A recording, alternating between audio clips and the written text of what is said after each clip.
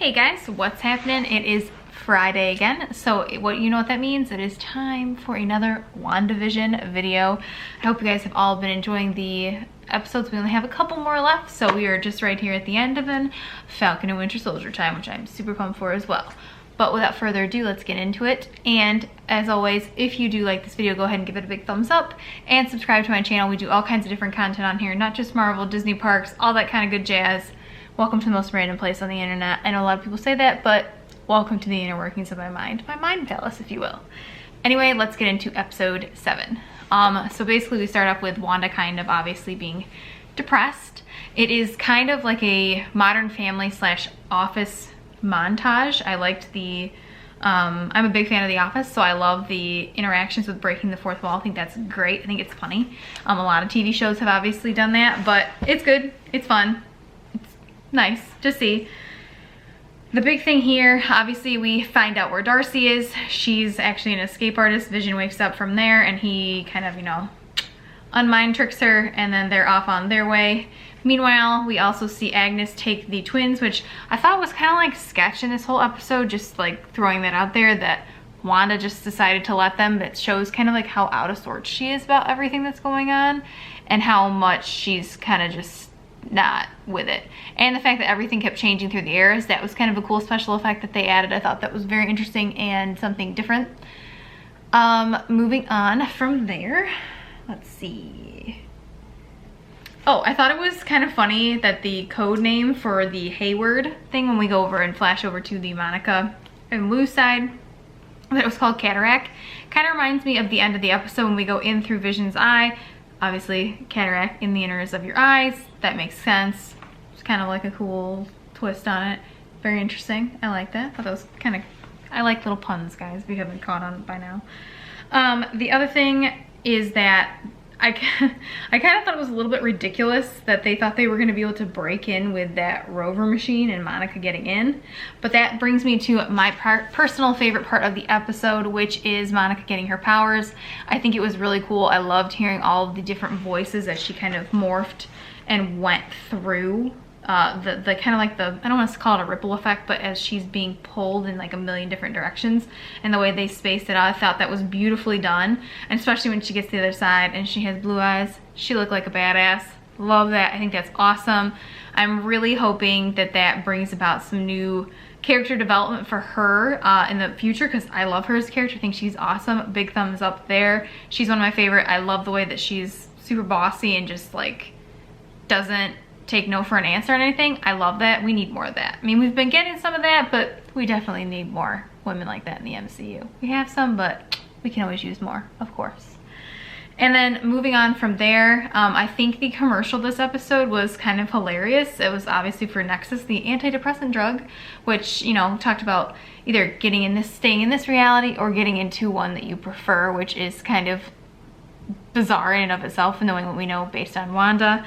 And the fact of the end slogan was, because the world doesn't revolve around you, or does it? And that kind of goes back to the beginning of the episode where Wanda was saying, oh, you know, I guess I'm just gonna lie in bed and think about it all day. Back to what I was saying, guys, my battery died. I promise I do charge these, but you know, stuff like this happens, technology. But moving on from there, I did think the commercial was kind of creative and interesting. Yeah, I liked it. I also liked the fact that when Vision and Darcy were together, they kind of had those moments where Wanda was preventing him from getting home. I think it provided some much needed comic relief in the episode, because this episode, other than Monica being a total badass and getting her powers, it was a little dull. I'm not gonna lie, it was not like my favorite. I really liked the way that they did things in the beginning, but I don't really feel like they're giving us enough answers. And with the next 2 episodes being the last ones, I really have no idea where we're going to end up. I mean.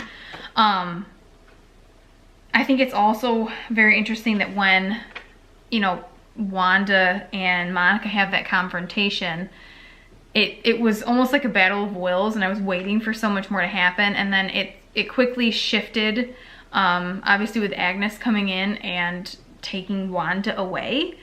We can definitely see the pull that Agnes had there. I could kind of detect, we've been like noticing that a little bit throughout the whole season, but you can really feel it when she decides to take Tommy and Billy over to her house and sits them down. And you know, it's kind of creepy and disturbing when he looks at her and he's like, I like it over here because you're so quiet inside. I'm like, oh my God, does that mean she's dead, or like she literally has no soul?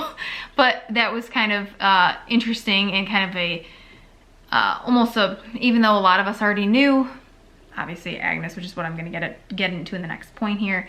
But I think it was interesting, the power struggle between her and Monica kind of putting two and two together, that something is not right there, and that maybe there's more than meets the eye to the whole Wanda situation, which is what we've been saying and I've been saying all along.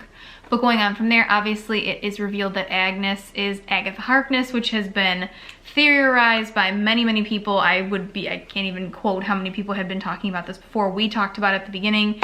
I do want to point out one fact. When I was just kind of refreshing my memory about Agatha as a whole, I went onto the Marvel Fandom Wikibase. It's a really good site if you're looking for insights into any Marvel characters. Highly recommend checking that place out. And they did mention that Agatha is actually, and I think I mentioned this before, but I can't remember, Agatha is from Earth 616, which, for my Spider-Man fans out there, which I hope you all are, is where Mysterio says he's from. And obviously we know that WandaVision takes place before Far From Home, so hence multiverse. At least that's my theory. Don't quote me, but that's what I think is going on here. Earth 616? Yeah, I think we've got something going on. Plus I saw on TikTok that somebody was talking about Earth 616 all the way back in the early Thor days, so that's even like more. Yeah, we've been planning this for a long time. We kind of already knew that, but you know what I mean. Moving on from there, let's see, what else do I have? I'm trying to talk about here. Oh, Vision kind of popping out of the truck and realizing, hey, I can fly, and then leaving Darcy there to deal with all of the pedestrians and the crowd walks and everything. Also hilarious, loved it. Loved him smacking away the boom mic. I thought that was funny too, so cool. Good props to that. And then obviously I would be remiss if I did not mention the fact that we got actually an after credits, well, kind of like an after credits scene, after the blip on the WandaVision, after my chips falling like I was talking about, which going through his eye, that technically is like a cataract, so I'm going to talk about that, like, you know, how I did in the earlier episode. But back to the cutscene.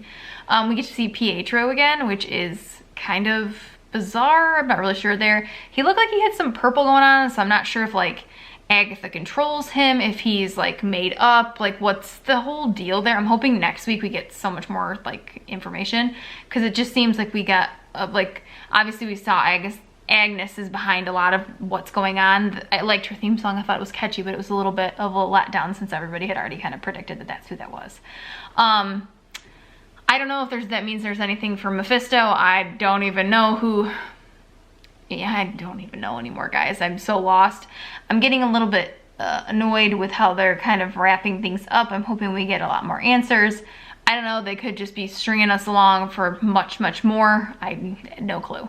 But we'll just have to wait and see. But I did think it was interesting that Monica seemed to go purple there. I'm not sure if that was like a temporary lapse as she's looking down into the basement and obviously he catches her snooping. Snooper's gonna snoop. No idea. I think it's cool. We'll just have to keep watching and waiting and seeing. And let me know what your guys' theories are below. Are you just as confused as I am? You have no idea what ends up anymore? Or what are your theories about Earth 616? Do you think that this is a direct tie-in? I kind of think it does. Let me know your thoughts below. And stay tuned for the recap next week, guys, when we go into episode 8. We only have this one and one more left, and then I will go right into Falcon and Winter Soldier. We are not stopping anytime soon. And look out for more videos and content on my channel. Thanks, guys. Have a good night, good evening, good morning, whenever you're watching this. I hope you have a great time. And yeah, I'll catch you guys in the next one.